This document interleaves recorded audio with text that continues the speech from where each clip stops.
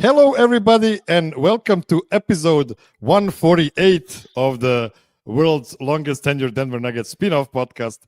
Welcome to the DNVR Nuggets' Serbian Corner. My name is Miroslav, and before we begin, please take a moment to like the video on YouTube. And if you haven't already, subscribe to the DNVR Sports YouTube channel and DNVR Nuggets podcast channel. The audio version is ideal for your commute or to make your office or home office time more bearable. If you want to support the show more directly, you can become a Patreon supporter at patreon.com/MiroslavCUK, just like my Seco tier supporters Peter Plummer, Daniel Lynch, and Brian Johnson. Patreon supporters can enjoy the ad-free audio version of the show. They can also send ideas for guests and topics for the show and appear on the show during the summer when Game Show Month returns with even crazier trivia games than ever before. Last week, I was in a pretty bad spot after the Nuggets stood pat during the draft night. And when the free agency started on Monday and no trades or signings happened league-wide for a good 20 minutes, I was contemplating watching The Specialist with Sylvester Stallone and James Woods on TV instead of waiting for the Nuggets to maybe sign Luke Kennard on a taxpayer's MLE. But then, out of the blue, Shams reported that Michael Porter Jr. was traded together with a 2032 unprotected first-round pick for Nuggets fans' wet dream for years, Cam Johnson. The Nuggets put a bow on that first free agency night by signing a guy who I was waiting in a toilet line with at the Ball Arena, his Cowboy Highness Bruce Brown, on a one-year veteran minimum. On the second night, an even crazier thing happened. A guy almost the entire Nuggets Twitter was calling to be waived, Dario Šarić, got traded for probably the best backup center of the Jokić era, Jonas Valančiūnas. Turned out most of the people, including me, who thought Dario's expiring contract couldn't be moved, were just scared by Calvin Booth's last 2 seasons of mismanagement. Another cherry on top was a one-year veteran minimum for a guy who was playing for $16 million just last season, Tim Hardaway Jr. The Nuggets replaced Michael Porter, Russell Westbrook, Dario Šarić, Vlatko Čančar, and DeAndre Jordan with Cam Johnson, Jonas Valančiūnas, Bruce Brown, Tim Hardaway Jr., and a free roster spot that may or may not be filled in the upcoming week or during the season. Incredible turnover. Just as Nuggets fans started enjoying what seemed like the best offseason of the Jokić era, a report emerged about Big Val trying to get out of his contract and sign a multi-year one overseas. More on that in a minute. The other teams weren't sitting idle either. Houston added Clint Capella and Dorian Finney-Smith on top of Kevin Durant and kept practically all of their young guys. The Clippers got Brook Lopez. Milwaukee fired injured Damian Lillard. Let's use the correct word here because waiving is such a vague term. They, of course, have to pay him every last cent he signed for, so they will keep his cap hit for the next 5 years, and that will hurt like having half a Bradley Beal on your books for half a decade. They did get Miles Turner in the process, which is a good pun for what the Bucks are looking at pretty soon. Minnesota kept everybody except Nickeil Alexander-Walker, and OKC extended SGA for a crap ton of money. Or as Nate Timmons, the legend of Denver Stiffs, said, the free throws are now very expensive throws. And of course, the biggest move of the offseason so far, the Lakers got the 2018 number 1 pick, DeAndre Ayton. What could possibly go wrong? All right, that is enough of me yapping. Please let me introduce my guest for today. You saw him for a couple of seconds at the very beginning of the show, and I apologize for that.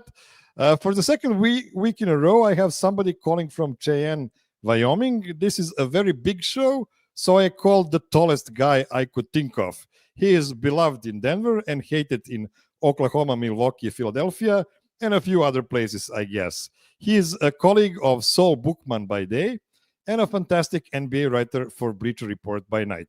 It's Andrew D. Bailey. Welcome back to the show, Andy. I am happy to be here. Spoiler alert at the beginning, seeing my face there. I'm sure you didn't need to apologize for that, but yeah, maybe I overdid it. Yeah. That's all right. Man, I'm trying to, who did you have from Cheyenne last week? How did I miss that? Yeah, it was Mike Olson.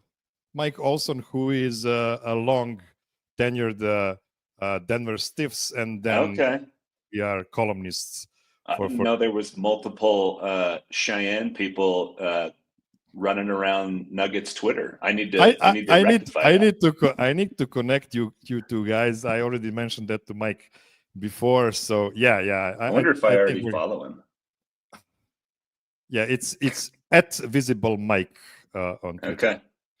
Okay, well, this is good podcasting while I clack away on my phone. Perfect podcasting. And while you're searching for our mutual friend Mike, first of all, thank you so much for spending a part of your 4th of July weekend with me and my cornerists.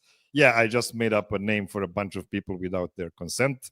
What do people in Wyoming do for summer vacations? I've heard there are beautiful places in the state. Yeah, there's all kinds of stuff to do in Wyoming in the summer. I talked to a guy who lived in Laramie, Wyoming years ago, and he said he resented people who would move to Wyoming in the summer and talk about how nice it was because they hadn't paid their winter tax yet. Because it is brutal here in the winter, but compared to a lot of other places in America, very mild summers, lots of beautiful mountains and hiking, and not a ton of lakes and rivers, but we do have a little bit of that too. And people here love all kinds of outdoorsy stuff. And I'm as non-outdoorsy as a Wyoming guy can get, but even I can appreciate stuff like there's a place about a half hour from here that my wife and I go hiking at twice a week called Vedauwoo. That's just incredible. Vedauwoo, something for everybody to come check out. It's beautiful. Lots of cool stuff to see in Wyoming. Very good. And it's only an hour drive from Denver, so I might hop on next time I'm in the neighborhood. Yeah. Okay, so let's dive into these Nuggets off-season moves. We have plenty to talk about, so let's not waste any more time on my pre-prepared charade at the beginning of the show. So I wanted to start with the Cam Johnson trade because that's the big story of this week, but we need to change the order for obvious reasons. Everybody was terrified of Dario Šarić's player option because we remember how many second-round picks Calvin Booth needed to send to offload Reggie Jackson's expiring deal at the exact same dollar value last year. And the Nuggets didn't have any second-rounders this time around. Their old target, Jonas Valančiūnas, became suddenly available because the Kings needed to free up some cap space to sign Dennis Schroeder, which should, together with Domantas Sabonis, guarantee them 38 wins next season. And we know this is the sweet spot for every NBA franchise. I have no idea what the Kings are doing. The Nuggets provided that cap relief to the Kings by taking Jonas and giving only Dario back.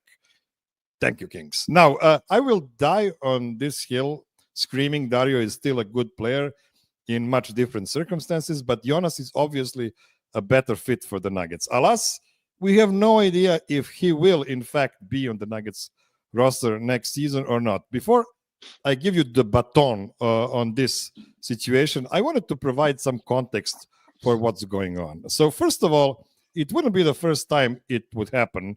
Last season, Sasha Vezenkov was also playing for the Sacramento Kings, interesting, and was traded to the Toronto Raptors. And he said, F that, I'm going back to Europe, to Olympiacos, to be exact. So we already have a precedent of a player buying out his NBA contract and going to a Greek powerhouse. Other European stars left the NBA, even though they were offered more lucrative contracts to stay in the league. Let's just mention Sasha Danilovic, who left for Italy, even though he was averaging 17 points per game for Dallas and was only 27 at the time in 1997. Dino Radja leaving Boston for Greece at the age of 29 after averaging 17 and 8 in his 4 years NBA career, and so on. So in this Valanciunas situation, it is reported that Panathinaikos is offering him $13 million for 3 seasons, and that is after tax. Now, it's reported. Sometimes the figures in Europe are not real. I have to put a caveat on that because sometimes they can be overblown for many different reasons. Okay, so if Jonas would stay in Denver for his 10 million contract, 10 point something million contract next season, that's like 5 million after tax, right? Give or take, probably. So his 2026, 2027 contract is not guaranteed because it's a team option. And he wouldn't get more than 13, 14 minutes per game on the Nuggets. So that would probably bring him around a minimum deal for next 2 seasons, because I don't think he would be able to sign a big contract after playing so few time on the Nuggets. And that's only just like $3 more million after tax for 2 seasons. So you can see that the money is actually real in Europe, if the number is correct, of course, like I caveat. So there's a very real financial reason why Jonas would want to leave. Should the Nuggets let him go? And that is a different question that I'm asking you, Andy. What would you do in this situation? Well, typical lawyer answer is it depends. I think, and first of all, everything that I've heard and read echoes what you just said, that on paper, when you see the 2 numbers, he's got 2 years and about 20 million in the NBA, or I've seen 3 years and 12, 3 years and 13, whatever it is. When you factor in guarantees and taxes and all that stuff, it is pretty comparable. So I get that. For a guy who's maybe not from America, he's maybe had enough time here and he just wants to go back to Europe. I understand that too. There could be something tugging at his heartstrings to bring him back home, and I get that. So back to my it depends answer. I think if he is determined, well, there's a few factors. If he is determined enough to pay back all of the money that he's got to pay back for this year to get out of the contract, I think that's something Denver should consider, because that tells me that he's very serious about not wanting to be in Denver and not wanting to be in the NBA. And I don't know if you want a player on your roster who's that serious about not wanting to be on it. And obviously he's not the first NBA player to express a desire to be somewhere that he's not. But ideally you have guys who are bought in economically, psychologically, however. If you're going to be pulling for a title, you need everybody to be pulling in the same direction. And Jonas may be able to set his feelings aside and be a professional and think, I've got to, Denver says I have to honor my contract, so I'm going to honor it. He may play well. And like you said, I think he'd be the best backup center maybe ever that the Nuggets have had with Jokić. Certainly the best one that they've had since Mason Plumlee. So I think there's plenty of reason to bring him back or to force him to come back, because the cards are kind of in Denver's hands. He's under contract, and it sounds to me like they don't necessarily have to let him out. Now, the other big factor, I would say, if I'm the Denver front office, is, and I assume some portions of the front office are doing this, they need to know if they do let Valanciunas out, that there's some contingency in place. Like if they have a feeling that they can, and I keep saying it sounds like, because everything seems to be kind of up in the air with this situation, but it sounds like, from reporting I've seen from a bunch of different people, including Mark Stein, who's a longtime NBA reporter, if Valanciunas does give all the money back and goes to Europe, then Denver's got that full mid-level exception. And If they think they can get Al Horford with that, if they're real confident, then I would say let him go. Even if they have somebody, slightly lesser level than Horford lined up, maybe you consider that too. So there's a bunch of balls in the air with this situation. If there is no fallback, I kind of understand saying, no, you're under contract and we traded for you and we're going to compete for a championship and you're going to help us. But to have to spend the first couple months of the season or maybe more of that selling Valanciunas on being there, that's not ideal. I'm very happy with what the Nuggets did in this offseason, and this episode is going to reflect that. But before I go into the positives, I just want to reflect on what Tim Bontemps said about the Nuggets' offseason, how he is actually not thrilled with what the Nuggets did because they didn't, in fact, bring in a bona fide star to play with Nikola Jokić, but they did a salary dump move and we'll get there and made a how do you call that, a lateral move. Like a lateral move with Cam Johnson and a bunch of so bench guys. But by the way, that might be enough for Nuggets to win it all because Nikola Jokić is that good and stuff like that. I'm going to put on my tinfoil hat for just a second. Can you imagine, Andy, that the Nuggets knew that Jonas wanted out of the NBA, giving up all of his money, because without his contract, the Nuggets are deep out of the tax zone completely. They're like $10 million below the tax zone, which means they can sign some pretty good players, and on top of that, still stay under tax and completely cancel all the repeater stuff that is really painful only for the owners, not for the fan base. Yeah.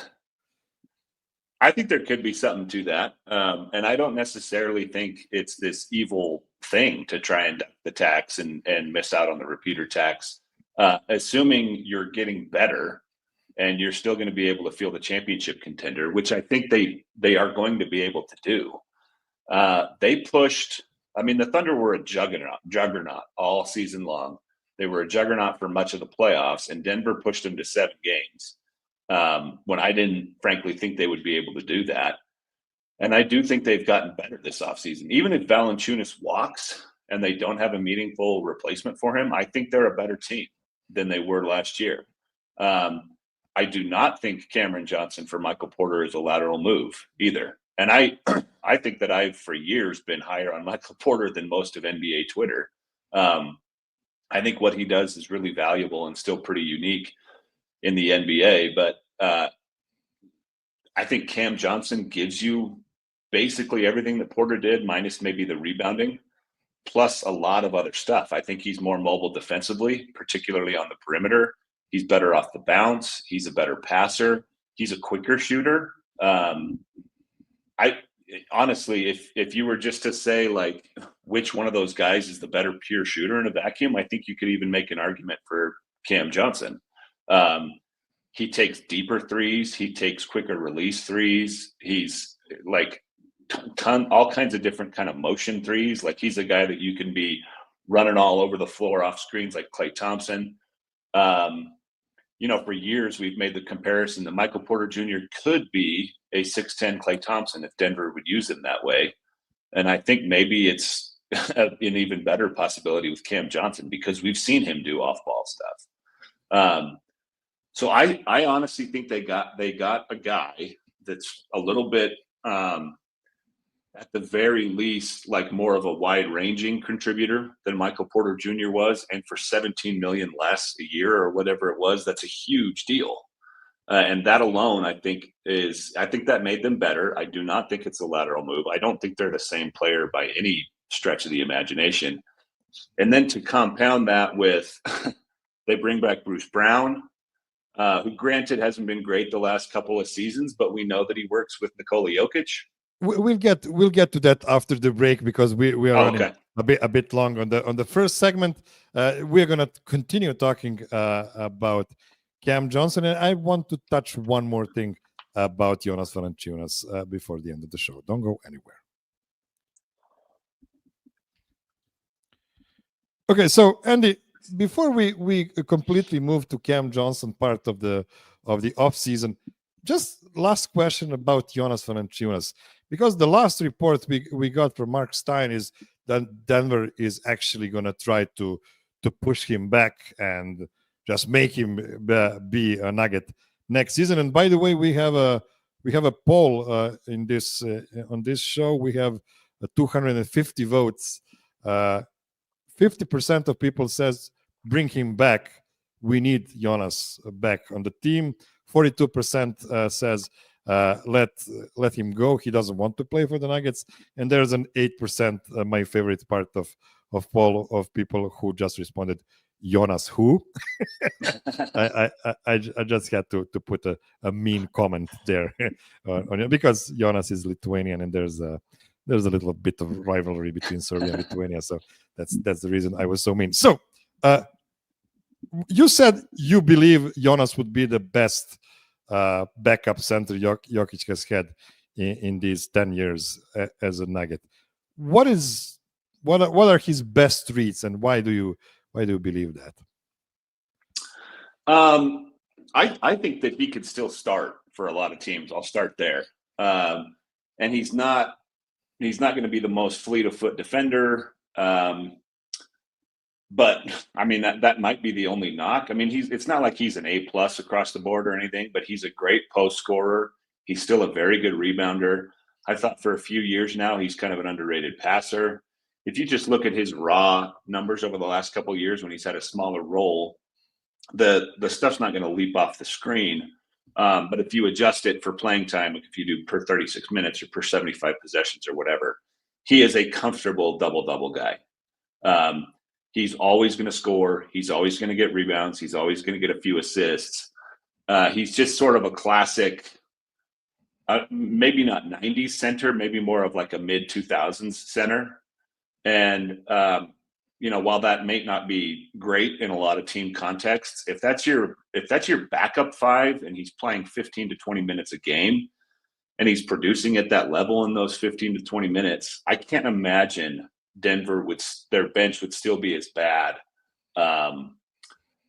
as it has been in recent years. Like if their bench was Jonas Valančiūnas, Bruce Brown, Tim Hardaway, I know I'm missing. I mean, name one of the young guys, Peyton Watson, Julian Stroud, whatever. Yeah. They're not going to get outscored by 10 points per 100 possessions anymore. They're just not. And even if they were able to shave that number down to like -2 or -3 points per 100 possessions, that is a dramatically different team than the Nuggets have been in recent years. The Nuggets, I think, won 57 2 years ago, and they won 50 last year. And that's whenever Jokić was off the floor, they were playing like a 9 or 10 win team. Yeah. So if you bump that up to the degree that I think Valanciunas can, theoretically, you're looking at a team that probably should get to like 60 wins. I think he would make a huge difference in terms of stabilizing the bench. And I think I was as stunned as everybody else when I first saw the report about him potentially going to Greece, because on paper, as soon as they made the Šarić trade, it made so much sense to me. I just thought, holy cow, like they didn't just get a decent stopgap type of a backup five that they could have for a year or two or whatever and just survive. Like that with Valanciunas, I think there's a lot of games where they could win the bench minutes, and that would just be a huge, huge difference to me. And we already talked about, like, I kind of understand. I'm not even kind of. I do understand Valanciunas' reasons for wanting to go. I can sympathize with those. But if he stays in Denver, he has a very real chance to win a championship. I mean, just imagine that series against OKC a couple months ago, whenever that was, if they had Bruce Brown and Valanciunas. I mean, I think it's probably a different ballgame. I don't necessarily think Denver, like right now I may not pick Denver to win a series against OKC next season, but I would certainly be more confident if I was the Nuggets and I had this bench that they've assembled. Yeah, the reason I like Big Val is he's practically an instant offense by himself. He's a guy that will give you 20 and 15 per 36 minutes practically for the duration of his NBA career. Like even last year when he played fewer minutes, he was still on that pace. He's just a monster down low, and he can even hit some threes though on pretty low volume. But you know what I want to say? He's just an enormous guy, and if you can imagine having two of the top 5 strongest guys in the league on one roster, he's a beast. And can you even imagine like a curveball of Jokić and Val playing together for 2 minutes here and there just to scare other team completely? It's really fun and enticing, and I really hope Big Val comes back because it would be a really fun team with him for sure. I totally agree. And I do think they could probably get away with playing them together for a couple minutes a game, depending on who you're playing. I wouldn't expect it to be like the Nurkic Jokić thing where they tried to make it work like a sustainable long-term duo. But if that was like your change of pace thing against teams with big lineups, like I would get that. Sorry, I'm clicking away again, but I wanted to back up what you said about Valanciunas' production, and just over the last 3 seasons. So this is real recent. This is like post-prime Valanciunas. He's averaged per 75 possessions, 20 points, 15 rebounds, 3 assists, and 1 block, while shooting 55% from the field. If that's your backup 5. I think it's a huge game changer. I think Horford's maybe a little bit more versatile, but the people who are saying like definitively, "Oh, let him go, we'd be better off with Horford anyway," I think are discounting one, that Horford could sign with several other teams. Like it's not a guarantee Denver gets Horford if Valanciunas leaves. And he is 5 or 6 years older than Valanciunas and maybe not as productive in terms of just raw production. I think Horford's obviously a better shooter and a better passer and a better defender. And probably I could see an argument for him being better chemistry-wise. Like he's always been known as such a great teammate. But there are things Valanciunas does that Horford doesn't do. I think you could argue for either one, frankly. Yeah, I agree. I mean, honestly, either one of those two, I would pick the Nuggets to be to win a championship this year. And that's my completely unbiased opinion on what the league is going to look like next season. Okay, let's go back to the Cam Johnson for Michael Porter Jr. swap. You made some really good points about why Cam Johnson should be considered a better player for the Nuggets compared to what Michael Porter was. It is very hard to replace the fact that it is practically impossible to heavily contest Michael Porter's 3-point shots because he has like the second highest release point in the entire league after Wemby.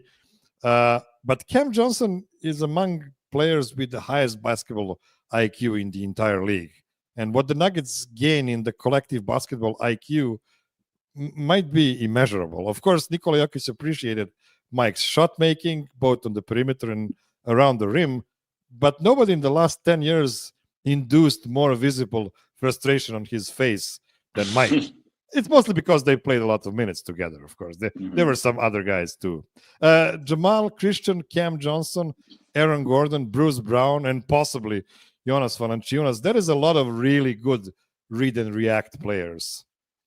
And what do you need around Nikola Jokić? Defense, shooting, but most of all, smart off-ball movement and understanding complex schemes. So are these all the points that point toward Cam Johnson? Yeah, I think that's all true. And I think what you said about Michael Porter is true too. Like one of the things that made him so unique was not only was he 6'10", he was a true jump shooter. He was a guy that would elevate on his jump shoot, release at the top, and it was almost impossible to block. But one thing I've been thinking about since the Cam Johnson trade, and it's kind of hard to describe, he has one of those effortless shooting motions that everything seems confined to just the flick of the wrist. Like, it doesn't really matter where he catches it, how his body is facing the hoop when he catches it. He just has one of those effortless strokes where everything seems to be channeled through basically from here to his fingertips. And that's not the case. Like, I'm sure he works a lot on what his lower body does when he's shooting. But I've always been partial to shooters like that, where it just seems effortless. I think that's a big part of what makes Stephen Curry so dynamic as a shooter. Whereas Michael Porter Jr., it's more rigid.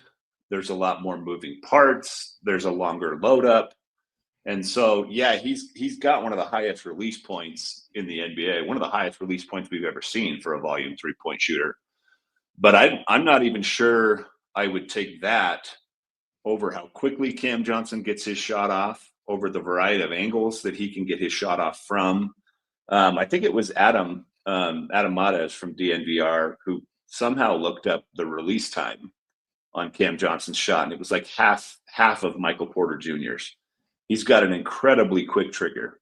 And another thing, and I've asked people around the Nuggets about this over the years, like, when is Michael Porter Jr. going to add the 30-footer? Because I really think that's a valuable thing to be able to do in the NBA nowadays, is to stretch the floor well beyond the 3-point line.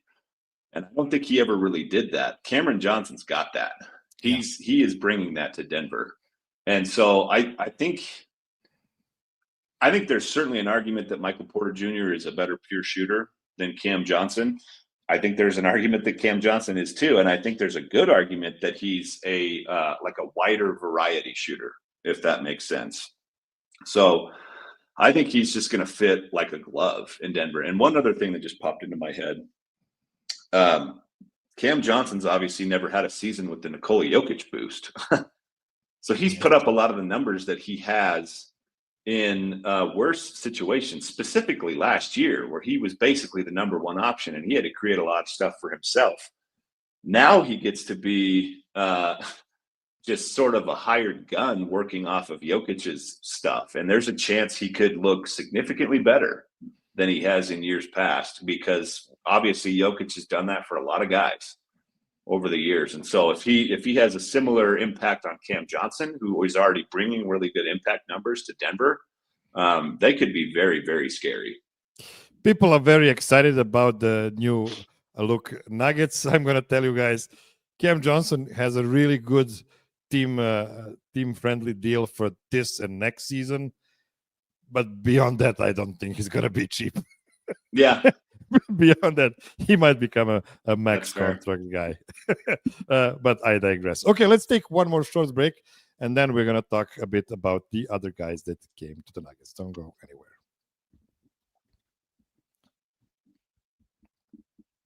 Okay, Andy. Next move, Bruce Brown came back on a veteran minimum deal. First of all, that's a great value for the fan favorites. He's going to replace Russell Westbrook from last season in more ways than one. I'm sure you watched Bruce in Indiana, Toronto, and New Orleans more than I did. What should we expect from Brucey B? I think Nuggets fans can probably expect more or less what they got from him in the championship year. It's not like he's coming back as a 35-year-old. And I think maybe you could have some concern about the number of injuries that he had to battle through in those three different teams that he played for. But I honestly don't think you can take much away from his production for those three teams, because we just talked about the Jokić boost with Cam Johnson, and few players experienced that or displayed that as much as Bruce Brown did. And I think he knows how to play with Jokić. He knows how to cut off the ball. He can handle the ball a little bit as sort of a nominal backup one, but he's not going to dominate the ball like Russell Westbrook did. Like, he'll just bring it up the floor and get off the ball, which is great. They need guys who will constantly keep the ball in motion, and he's obviously going to bring a ton of intensity. I don't think that's anything that he's ever going to lose. And that was a huge part of their championship run in 2023, is just having a guy that had a ton of fight to him. And I think he's going to bring all of that back. And like you said, to get that on a veteran minimum deal is pretty amazing. Does that mean that he'll play, he'll outperform his contract like he did last time he was in Denver and then go get another payday? And maybe that's just Bruce Brown's career arc from here on out. Great Nuggets season, big money for other people. Great Nuggets season, big money for other people. Who knows how long he can keep that up, but good for him for getting the money that he did. I think he's going to be really good in Denver, and he might even be able, it might be an even more confined role than it was in 2022, 23, because now Christian Braun is obviously in a much different role than he was back then. I think Peyton Watson still has some room to grow. Julian Strawther has some room to grow. So he's not going to be asked to do a ton, but I think he's going to thrive in his role. That's amazing. I couldn't ask for more than that. That is a very optimistic outlook, I think, but also a pretty realistic one as well. If we get 80% of what we got from Brucey B 3 seasons ago, that's gonna be awesome. He was their 6th starter in 2022, 2023, and he might need to be their 6th starter this time around too, because people come out because of the injuries and stuff like that. So I'm pretty confident he can again replace any of the 4 non-Jokić starters. Heck, maybe he can even replace Jokić for a couple of games. Just put everybody one position. He can play every position. And just put him in whatever position he is supposed to play there next to a front court pair of Cam Johnson and Aaron Gordon, I guess. Okay, the last move so far, at least, was again a 1-year veteran minimum for Tim Hardaway Jr. I have a complicated relationship with Tim Hardaway Jr. I always appreciated him as a very, very good shooter and a pretty good defender. But similar to Domantas Sabonis, I just hated his father. It's sports hate, don't get me wrong, of course. Tim Hardaway Sr. played with the aforementioned Sasha Danilovic in Miami from 1995 to 1997, and he never passed the damn rock, ever.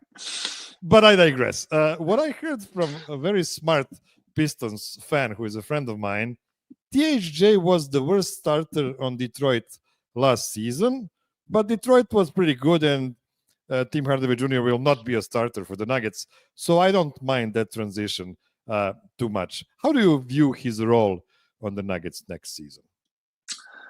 I loved that signing too. And my immediate reaction to that on Twitter, and I think in our Bleacher Report live coverage, was A+, and a bunch of people pushed back. Well, Tim Hardaway stinks. He's terrible shot selection, blah blah blah. He was the best two guard available at that moment in free agency. Yeah, and it's not like they're signing him to come and play 35 minutes a game and start. He's going to be 8th, 9th guy in the rotation. And I think he's a very reliable catch and shoot 3-point shooter, which is pretty much all he's going to be asked to do offensively for the Nuggets, especially if he spends any amount of time on the floor with Jokić.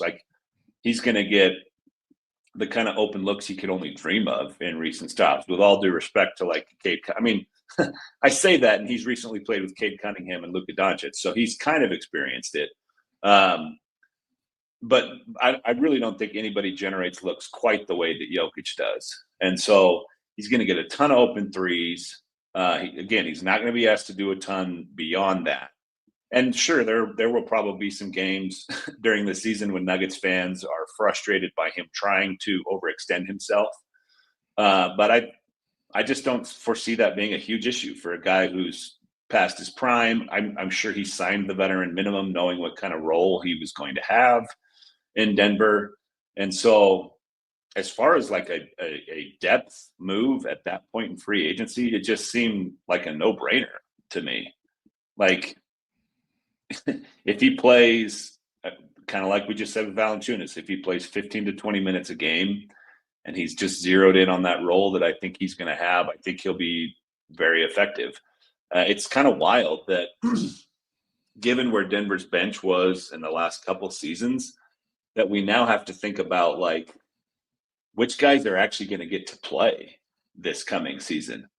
Like I could see meaningful roles for him, obviously for Bruce Brown, for Peyton Watson, for Julian Strother, and Jalen Pickett might even have to play if they don't sign another guard. Suddenly there's kind of a squeeze for minutes in the second unit, which is just a wild thing for Denver to be experiencing because it's been so sparse in recent years. And I think that the front office, regardless of what happens with Valanciunas, just knocked this offseason out of the park. It's remarkable to me how many, to use a baseball analogy, how many base hits they've gotten here. I think the Cam Johnson deal was a home run, and everything after that has a good chance to be a good, helpful move. I think they're just in such good position for this coming season. It's quite a change. I think you hit the nail on the head with their backcourt depth. It's really, really good. The amount of outside guys they have off the bench. Their front court depth is not that great. Beyond Jonas, if he's coming back to the States, I guess. Beyond that, it's Zeke Naji, and we know who Zeke Naji is by now, and Deron Holmes, who is a late first rounder who just recovered from an Achilles tear. So I don't think it's fair to expect big things from him in his first season back. Who knows? Maybe he's great, but other than that, there are not a lot of great options there. Do you think they are gonna fill out the 15th spot? I mean, assuming Jonas is coming back with a front court guy, or do you think it would be wise for them to wait and see what happens during the season and maybe keep the flexibility of that 15th spot open?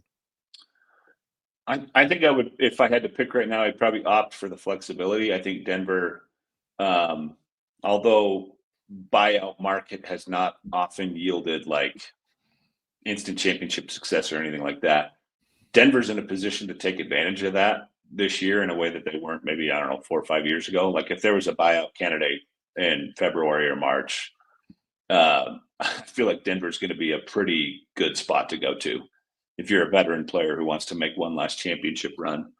So I could see the value in leaving that 15th spot open. And then if they do want to fill it, I could see an argument for a power forward, because I agree with you that in the front court generally is kind of thin.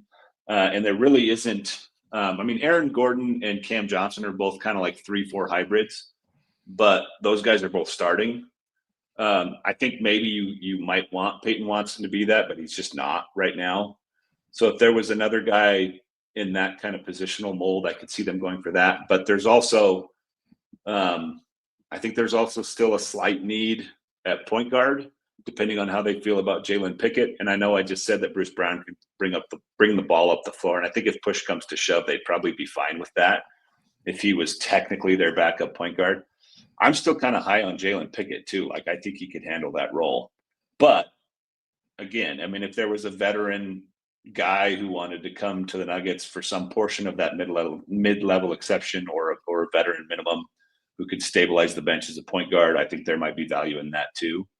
But so I guess the more succinct way of answering your question is I think I would leave that spot open for the flexibility.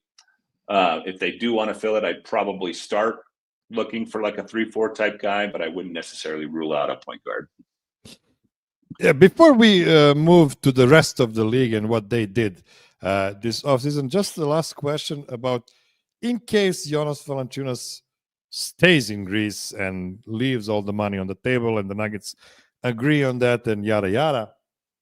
I've seen some people in the chat mentioning they want to see Nikola Milutinov on the Nuggets. I have to say, Nikola Milutinov has been on the NBA team's radar for 12 years now, and he never came to the States. I'm guessing that's because nobody wants to promise him minutes.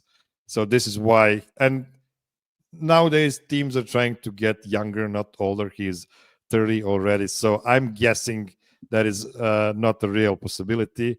But another guy mentioned in the chat, is a guy that could get bought out from Chicago, and that's Nikola Vucevic, good friend of Nikola Jokić. How would you feel about him as a backup center on the Nuggets? I actually like either one of those options. It's funny that you mentioned Milutinov because when the Valanciunas stuff first started happening, I was thinking, well, I wonder if Denver's going to have to get creative and go outside the box to fill this role. And so I Googled best centers in EuroLeague because I just don't keep up with it very well. And he was one of the names that popped up. And obviously I recognized his name from his time with the Serbian national team. And I thought, well, shoot, he's younger than Valanciunas. And if it's just a 10 to 15 minute per night role, maybe he could pull it off. But I also saw the stuff about Chicago potentially buying out Vucevic. And if that happened and he signed with Denver for a vet minimum or whatever it is, that to me would be about as big a win as Valanciunas. Maybe not quite the bruiser that Valanciunas is in the low post, but I think he's probably a little bit better passer. He's definitely a better shooter. Floater zone, amazing. Yeah, I think he's a very, very skilled player. And so I think you'd have the same, you'd stabilize the bench in a similar way with Vucevic, at least statistically. Like stylistically, they're different players. But I think in terms of impact, Vucevic could be every bit as good as Valanciunas, maybe even better. I think he's probably a slightly more skilled center, and he obviously wouldn't completely recreate what Jokić does, but he's a good enough passer that they could play a similar style with Vucevic on the floor as they do with Jokić. And I think there's value in that too. So he's an interesting option. And one guy I'm never going to give up on if they don't get Valanciunas. For years, I have been thinking, what if they could get Kelly Olynyk? And I don't think he's long for Washington. I don't really know what the mechanics of a trade or a buyout or whatever it would be. But he's another guy that I've thought for years could stabilize the bench for Denver. Another good shooter, good passer. There are other options. There's maybe not a lot of great ones if Valanciunas walks, but I don't think it'd be the end of the world. And my first reaction to the Valanciunas news too, when it first broke, was, yeah, this would be weird if he left Denver, but that's, regardless of what he does, that's going to be a good trade for the Nuggets. Oh, sure. Because sure. the savings is huge. And I'm with you. I don't necessarily think Šarić got a great shot in Denver, and I don't think it's indicative of the kind of player that he is. But he just didn't fit. And so turning a roster spot that was giving them nothing into either flexibility or a backup five, I think is a win. Yeah, Dario wouldn't work with Bruce Brown either. It would be a similar mess between slow-footed and fast-footed guys off the bench. So, yeah, I'm glad Dario is now in Sacramento. We'll see for how long. He might get bought out and return to Europe, I'm guessing. But more on that pretty soon, I guess. Okay, let's take our last break, and then we're going to talk about some of the big moves that happened around the league. Don't go anywhere.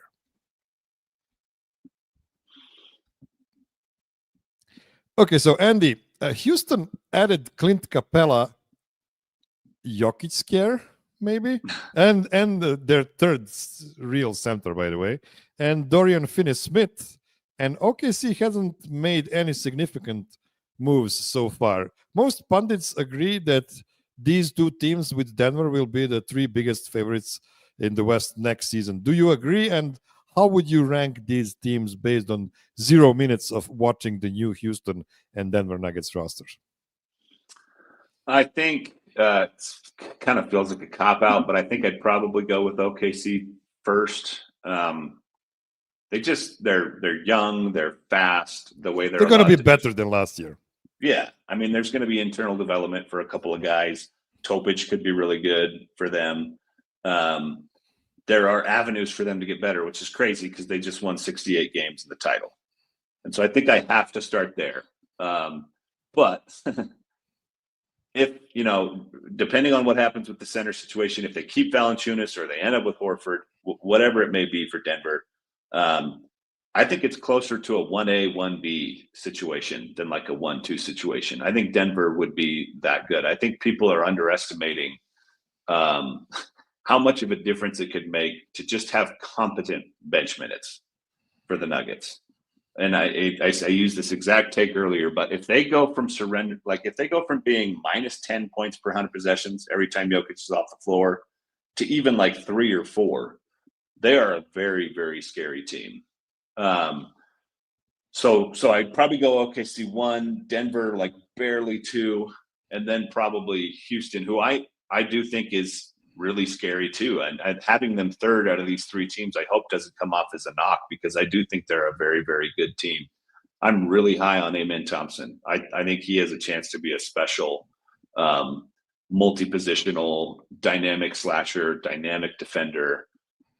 Really, really like him. I think Kevin Durant, before he got traded, when you looked at all the possible situations, maybe the only one that made good sense was Houston. And so for him to end up there, especially at what it cost, was a huge deal. Like they really didn't have to give up much to get him. They gave up a guy who's been a perennial negative in Jalen Green, and they get a guy who's a very malleable star. Like, people have said a lot about Kevin Durant over the years, and I think his reputation has taken several hits since he left the Warriors. But when he plays with other star level talents, like his game, I don't know what happens with him off the court, but his game on the court can fit really well with high level offensive players, which is what I think Şengün is. I think he's going to fit very, very well there. I love the moves that they made. The Clint Capella one was kind of a head scratcher to me, and I know that there's some talk about them maybe doing more of the Şengün Adams minutes, and then maybe it makes a little more sense to have a third center. And maybe it just makes sense to preserve Steven Adams' legs, give him some nights off, and have Capella play, and vice versa with those 2 guys. That was the only move that was kind of confusing to me from Houston's perspective. But other than that, I think they had a huge offseason. They don't have, I still think Denver's a little bit better because their starting 5 is just so stacked and they have the best player in the world. But as we sit here today, I wouldn't be floored if any one of those 3 teams finish first. Yeah, and you just mentioned it. 3 good centers in Houston. I think that tells you who is still the boss in the West after coming back from a 2-year bad management-induced coma in Denver. It's just that the scare is so big, and the Clippers showed that too, because they got an extra center in Brook Lopez, obviously understanding their biggest weakness from last season's playoffs against Denver. Any other thoughts on the Clippers? I like that move too. It's really the only meaningful thing they've done this offseason, but it's a big deal. I think he can replicate a lot of what Zubac does well for them, and just in terms of he's a guy who can take up a ton of size. Even at his age, he's still a good rim protector. But when he's on the floor, they'll be able to obviously play a slightly different style of offense, because Zubac is more of a ground bound, right at the rim type of a big guy, where Brook Lopez is going to spend a lot of time at the 3-point line. So if he's on the floor with Kawhi's drives to the rim should theoretically be a little bit more open. Same with James Harden. So I love that signing for the Clippers. Every summer it's like, my goodness, why is it the West that just loads up year after year after year? It just gets better and better and better. And that happened again this year. We talked about those 3 teams at the top. Los Angeles, it's a big caveat with them, but if everyone stays healthy, or if Kawhi Leonard stays healthy, I think they're a title contender too. There's just so much talent in the Western Conference right now. And, it's an arms race year after year after year. And it's going to be especially funny this year with multiple teams in the East taking these gap years. Yeah, so few good centers left in the East too. Not only superstar levels, but centers in general. Yeah. Like now we have what's the guy in Toronto? Pirtle. Yeah, he's like a superstar in the East now. Yeah. And by the way, he's paid like a superstar coming from next season. So good on him. Good on Pearl. Okay, so let's add to your popularity in Milwaukee. Can Giannis overcome a $22.5 million cap hole for the next 5 years the Bucks created by sending Dame home? And is Miles Turner a good enough replacement for prime Brook Lopez? Because I'm guessing they view him as that. I think the answer could be yes to both of those, and I'll kind of explain why.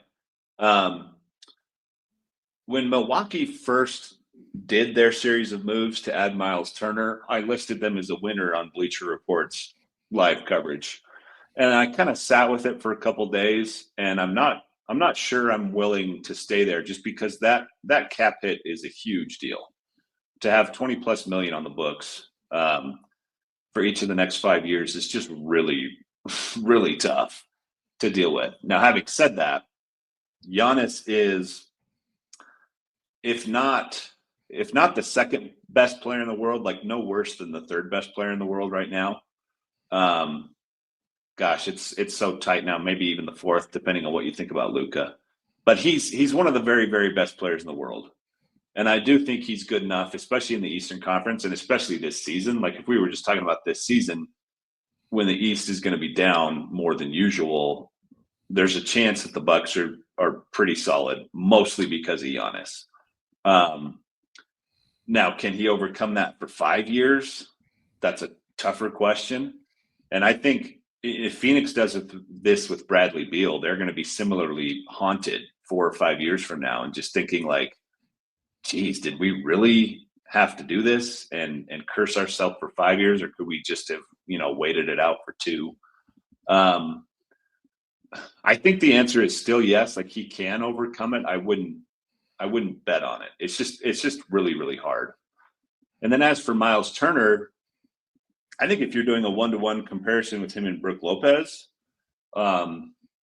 it's a fine move for Milwaukee, probably even a really good one. Like they basically just turned back the clock on that position. I think he's more mobile than Brook Lopez, but he also, he does a lot of the things that Lopez did well. He shoots the three, he protects the rim. He has a lot of the similar weaknesses too. Like he's not going to collect a ton of rebounds. He may not be as good at boxing out as Brook Lopez was either. But 1-to-1, I think it's probably pretty easy to talk yourself into Miles Turner being an upgrade at this point in their careers. The problem is that he's not just replacing Brook Lopez. Milwaukee lost both Lopez and Lillard this offseason. And Turner's really the only big name coming in. And every other signing other than that was like just like Band-Aids to me for the Milwaukee Bucks. Like bringing back Gary Trent Jr. and Taurean Prince. And like I see why these guys make sense with Giannis. You want guys that'll guard multiple positions and hit threes. But when you look at the roster in its totality now, it's like, oh my gosh, it's Giannis and not a ton of help. Miles Turner is clearly their second best player. The Chris Middleton trade, I think, is just going to look worse and worse and worse as time goes on. Kuzma was a disaster for them last season, and I don't think he's going to get better. And it seems like they're banking on Kevin Porter Jr. to be their Damian Lillard replacement, which feels kind of dicey to me. He's a guy that I think can put up decent numbers. He's not going to put up Lillard-like numbers, but he also has a history of being a very volatile player on and off the floor. So they have created a bunch of question marks for themselves over the last, basically since they won the title in 2021. So it's been 4 years now of sort of a slow decline. A lot of people have brought this up, but they're still paying off the Drew Holiday trade, which is just crazy. So like in a vacuum, I get it. You're desperate. You want to make some kind of a win now move. And the way to do it was to waive Lillard and bring in Miles Turner. And I think it could be good in the short term. But I'm going to use the word Band-Aid again. It feels like just that, a short-term fix. And they could still be barreling towards pretty dire future here in a couple of years. I agree. And finally, the Lakers got DeAndre Ayton, and I love that. Not so much because I hate the Lakers, but because I'm hoping for an Adam Silver doomsday scenario of Luka Doncic getting out of LA. He doesn't even have to come to Denver. He can go to Indiana for all I care. Jokes aside, DeAndre Ayton is a good player, but his toughness has always been a big question mark. And being surrounded by LA media hyenas, and I'm not talking about my guys, Anthony and Jovan, but about the constant content creating cycle, I'm not optimistic DA will be able to handle that well. What are your thoughts on this hire? Yeah, I mean, maybe as much as the media is how rabid their fan base can be, and for NBA players who I think a lot of times are pretty plugged into the internet, that it could be difficult for DeAndre Ayton to handle some of the reaction he may get from his bad games. Given the fact that Lopez came off the board and Turner came off the board, and they were kind of backed into a corner with DeAndre Ayton, and given what they had to pay him, which I think was like $8 million a year, I get it. And I can't remember if it's a team option or a player option. I think it's a player option for him in the second year. So there are ways this could go poorly. There's a lot of ways it could go poorly. I mean, if he's the same attitude problem that he was in Portland and for stretches in Phoenix, it's going to go bad. There's low light reels of him defensively that are laughable. And if he gives that kind of effort, he's going to get skewered, not just by the media and the fans, but he's got a very vocal teammate in LeBron James who won't be afraid to call him out publicly. Lots of ways it could go bad. He doesn't like contact, like a historically low free throw rate for a big guy. I don't think he's as much of a rim runner as he should be, or at least he hasn't been to this point. His jump shot is reliable, but it doesn't stretch far enough out.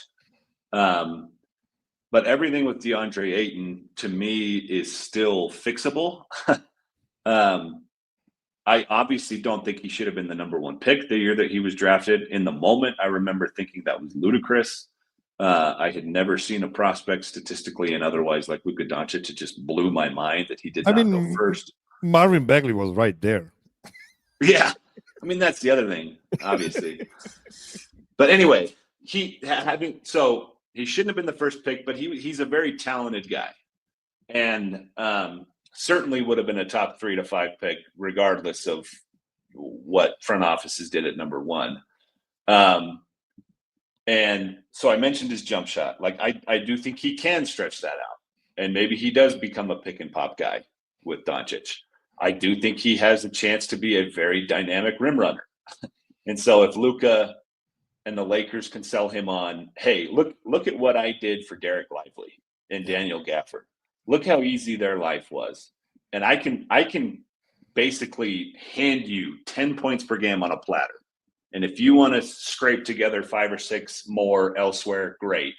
But if you will just set hard screens for me and roll hard to the rim, I will give you 10 points just in dunks. He can be very dynamic in that way because he's, in terms of his combination of size and athleticism, he's got it in a way that a lot of big men don't. So he can fill that role. I think he can be we've seen at least stretches where he can be a helpful defensive player, the 21 Suns. So like over the course of whatever it's been, 6 or 7 years now that he's been in the NBA, we've seen bits and pieces of a helpful player like throughout the course of his career. If this is the time that he finally puts it all together, I actually think, this could end up being one of the steals of the summer. But that scenario, is that one more likely than the various ways that it could fail? Probably not. Yeah, I'm very excited about the meme creating potential, similar to J.R. Smith and LeBron, like DA and LeBron. That's going to be beautiful. That's going to be so much. Well, and Luka's never had a hard time like expressing his feelings about teammates on the floor either. Like you're right. We could have some very memeable moments this coming season for the Lakers. Okay, Andy, thank you so much for coming today. Do you want to tell people where to find your work? Yeah, just find me on Twitter /X, Andrew D. Bailey, and I'm pumping out stuff for Bleacher Report all the time. We'll have some kind of power rankings here in the next couple of weeks. We haven't nailed down an exact date yet, but Nuggets fans who I'm sure are listening to this can expect them to be a little higher than they were at the end of last season. I was very high on their offseason. Beautiful. Thank you so much. And that is all I've prepared for you this week, my dear listener. And please, with the cherry on top, take the word prepared very loosely. Be well, be safe, be kind to everybody. Call your mom, and until next week, Vlatko Čančar. Volimo te, Čaki.